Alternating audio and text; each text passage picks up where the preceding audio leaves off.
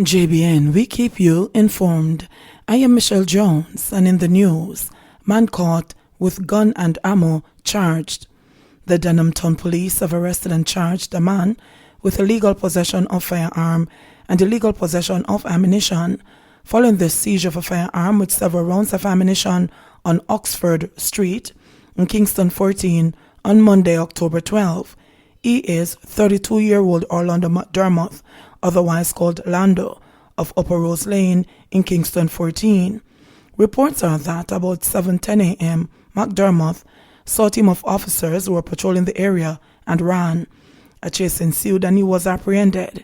He was searched, and a Browning single-action 9mm pistol with 11 9mm rounds was removed from his waistband. McDermott was arrested and charged. His court date will be announced at a later date. Man charged with mechanics murder.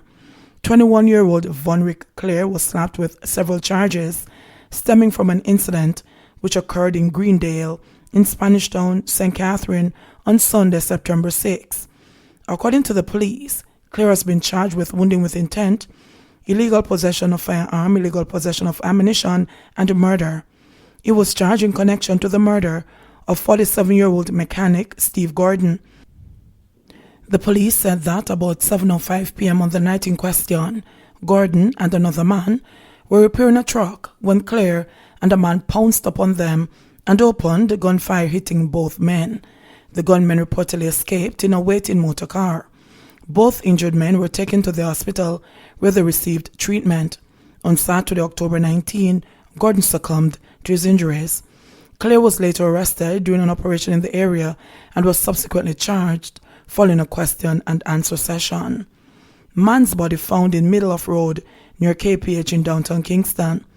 The body of a man was found in the middle of the road at the intersection of North Street and Luke Lane near Kingston Public Hospital KPH in downtown Kingston on Sunday morning. Reports are that about 5:30 a.m. a police team was called to the area by citizens who made the shocking discovery.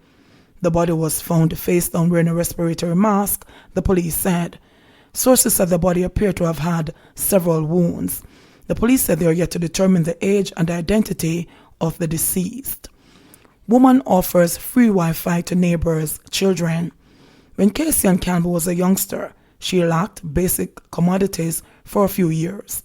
Watching her mother struggle to make ends meet, she vowed that she would use her own experience to motivate her to extend a helping hand to children in need.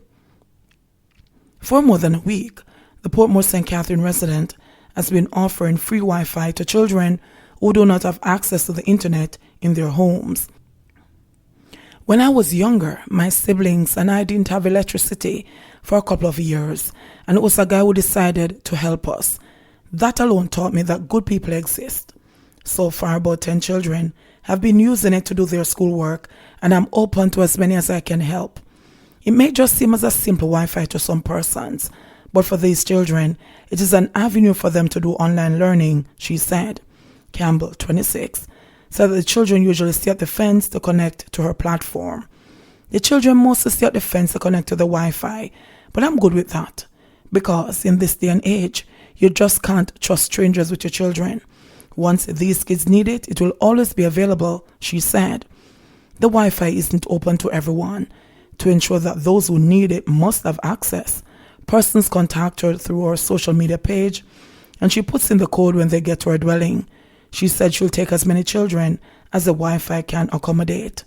She stressed the importance of the youths of today acquiring an education, adding that sometimes it will take more than their parents and teachers to help them along the way.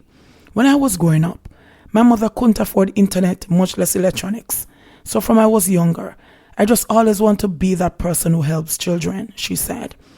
I try to put myself in their shoes because I know what it feels like to need something and my mom just couldn't afford it.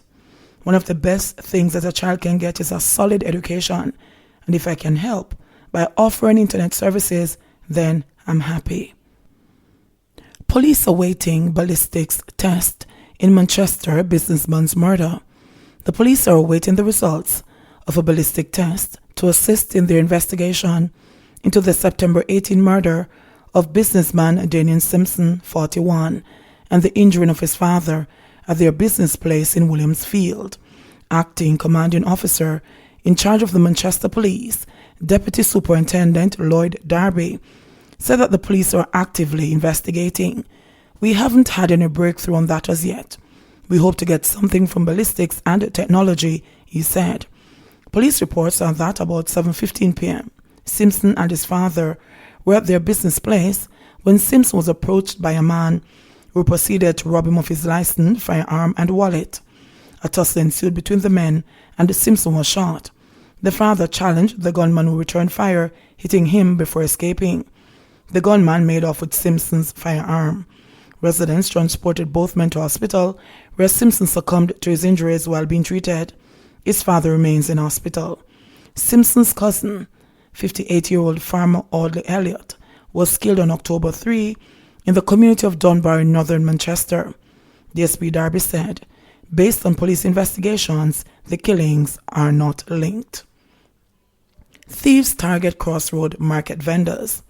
Vendors at the Crossroad Market in St. Andrew are growing frustrated with a series of robberies that has plagued their livelihoods in recent weeks. Shop owners there said that unknown assailants have broken into the market at least 3 times in the past 2 weeks, taking hundreds of thousands of dollars worth of goods. Among the items stolen were shoes, liquor, tin food, household items, as well as cash. "Me lose about $250,000 worth of goods," Arden Lloyd, a store operator whose business was looted last Thursday, lamented. "Me coming in the morning and discover them breaking in the shop.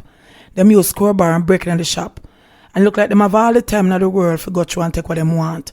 Because all the shoes and the clothes me have in the store, them gone with it," said Lloyd. Nearby, another vendor, Leonie Campbell, who operates a variety store, said, "Them take all of the liquor, the tin food, the lotion, the phone care, the cigarette, the snacks, the shopping bags.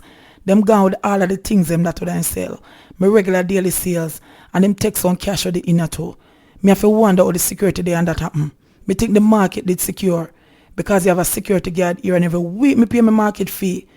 From a rough check so far, nearly $200,000 worth of goods me lose. When my customer them come here today now, most of the things that them want, me not have if you sell them, because them took most of the things that will kill my business. Me hope they make it more secure, because me can't give up, because this is what I live off, and I have children going to school," Campbell said. The vendors blamed the spate of break-ins on inadequate security provided by the Kingston and the St. Andrew Municipal Corporation, KSAMC, even as they continue to pay a weekly fee to sell inside the market. They also complained that watchmen hired by the municipal corporation to guard the market at night are not sufficiently equipped to stave off thieves who prey on their business. This is a regular thing with these watchmen who are hired by KSAMC and the management team not doing anything about it. And yet we pay our market fee every week, and you have to register on a yearly basis because we are licensed vendors, said Lloyd. The KSAMC yet to come and talk to we, all more better secure the market, said Lloyd. We try for dialogue with the KSAMC, so we tell them so we need a meeting, and up to this point, nobody not come to it, so we have to stand up on our own, he said. 7 new COVID-19 deaths, 95 more test positive. Jamaica has recorded 7 more COVID-19 deaths and 95 new cases of the virus in the last 24 hours. The recent deaths are that of a 60-year-old male of a St. Catherine address, and those of a 43-year-old female, a 45-year-old female, a 30-year-old male, a 73-year-old female, a 62-year-old male, and a 68-year-old male, all of Kingston and the St. Andrew addresses. The ministry also reported that 3 new deaths are under investigation. The latest deaths bring the total confirmed deaths to 146. Meanwhile, the new cases consist of 48 males and 46 females, with ages ranging from 1 year to 96 years, the ministry said. The sex of one of the new cases is under investigation. The country's total confirmed COVID-19 cases now stand at 7,813.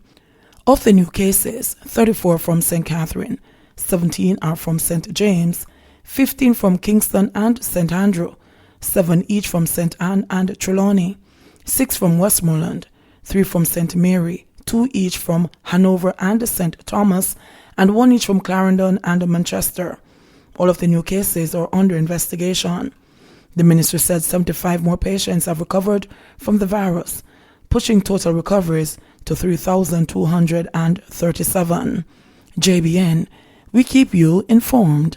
Please remember to subscribe, like, share, leave us a comment, and click the notification bell to receive our daily news items.